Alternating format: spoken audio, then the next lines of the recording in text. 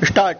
महोदय, आज की बहस के दौरान मैंने हाल की घटनाओं के प्रति जो चिंता देखी है उससे यह आशंका प्रकट होती है कि यदि पड़ोसी देश द्वारा भारत पर हमला किया गया तो हम उसका मुकाबला करने के लिए तैयार नहीं होंगे।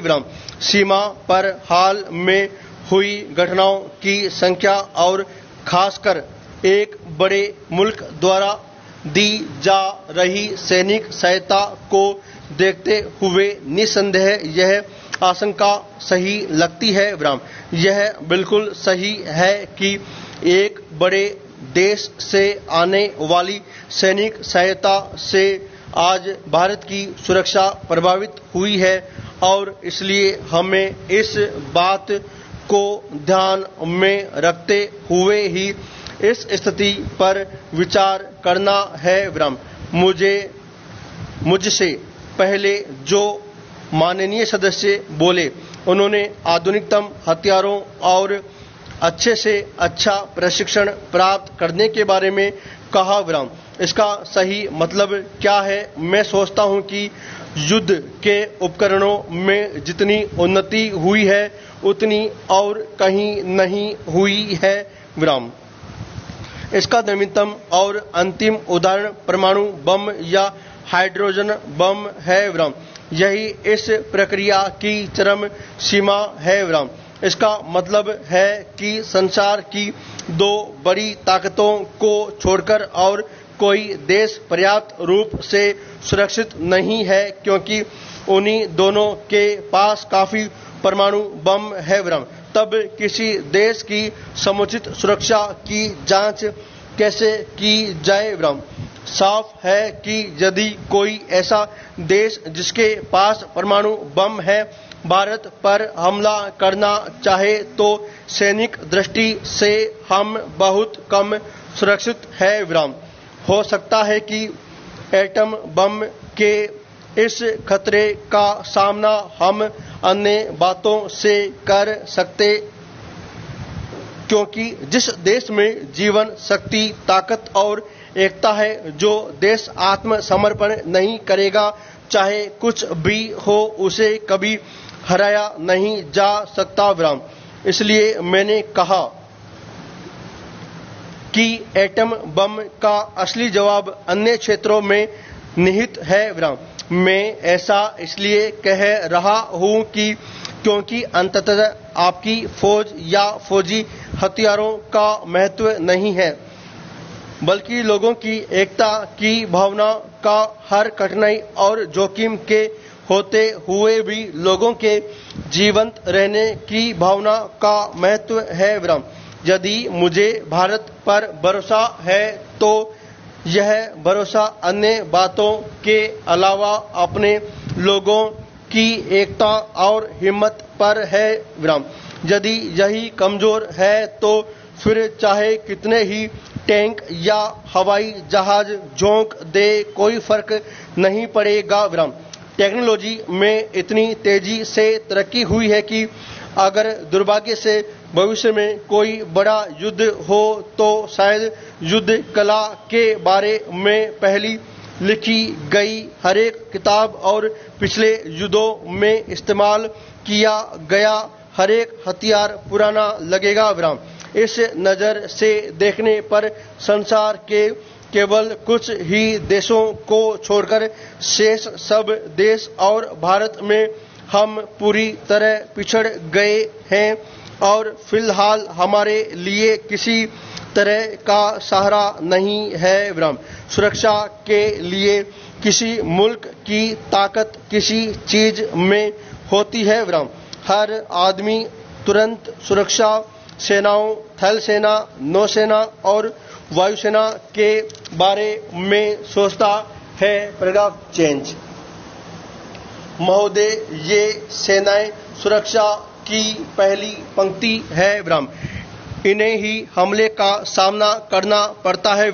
ये कैसे बनी रही है? इनका आधार क्या होता है? जैसे जैसे थल सेना, नौसेना और वायुसेना ज्यादा से ज्यादा तकनीकी होती जाती है, वैसे वैसे देश का औद्योगिक और प्रौद्योगिक आधार महत्वपूर्ण होता जाता है। विराम।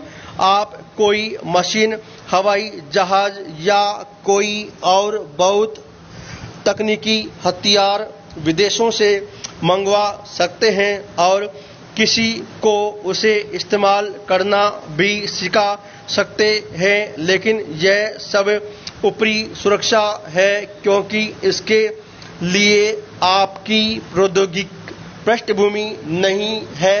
विराम। यदि पुर्जे खराब हो जाए तो आपकी पूरी मशीन बेकार हो जाएगी। विराम। आपने जिससे मशीन खरीदी थी, अगर वह पुर्जे देने से इनकार कर दे तब भी यह बेकार हो जाएगी और आजाद होने के बावजूद भी आप दूसरों पर निर्भर रहेंगे। विराम। इस दृष्टि से देखें तो संसार के केवल कुछ ही देश असल में आजाद है और दूसरे देशों की फौजी ताकत के मुकाबले में अपने पैरों पर खड़े होने के लायक है। विराम। इसलिए थल सेना, नौसेना आदि के अतिरिक्त आपको देश में औद्योगिक और प्रौद्योगिक पृष्ठभूमि भी बनानी होगी। विराम। देश की अर्थव्यवस्था इस सब में सहायता करती है। विराम। यदि किसी देश की अर्थव्यवस्था मजबूत न हो तो वह देश कमजोर पड़ जाता है। विराम। मैं सदन को ऐसे देशों के अनेक उदाहरण दे सकता हूं जिनके पास फिलहाल अच्छी फौज है, लेकिन उनकी ताकत असल में ऊपरी है। विराम। कारण यह है कि उनकी फौज अनेक बाहरी चीजों पर निर्भर है। विराम। जैसे विदेशी मशीनें, विदेशी अर्थव्यवस्था, विदेशी सहायता आदि। ऐसा देश लाजिमी तौर पर पराधीन होता है, चाहे आजाद कहलाता हो। विराम। सुरक्षा में सेनाओं के साथ साथ आपकी औद्योगिक और प्रौद्योगिक पृष्ठभूमि, देश की अर्थव्यवस्था और लोगों का मनोबल भी शामिल होता है। Paragraph change. यदि हम दुनिया के देशों पर नजर डालें तो फिलहाल केवल 2 देश ऐसे हैं जिन्हें सैनिक दृष्टि से पहली पंक्ति में रखा जा सकता है। विराम। बीच की स्थिति में अनेक देश है। विराम। इनमें हमारा स्थान कहाँ है? विराम। हम टेक्नोलॉजी और उद्योग के क्षेत्र में पिछड़े हुए हैं, फिर भी जापान को छोड़कर एशिया के किसी भी देश के मुकाबले हमारे देश में उद्योग अधिक है। विराम। मैं सोवियत संघ के क्षेत्रों को शामिल नहीं कर रहा हूँ। विराम।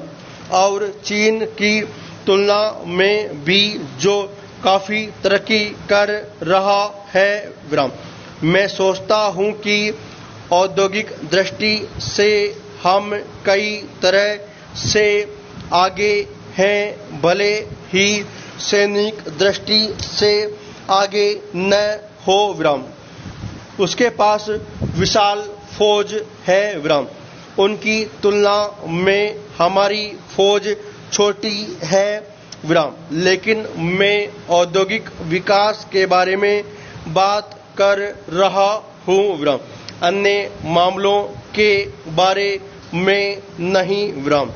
इस तरह हम तथाकथित अल्प विकसित देश के वासी हैं, चाहे कुछ मामलों में अधिक उन्नत हो। Paragraph change.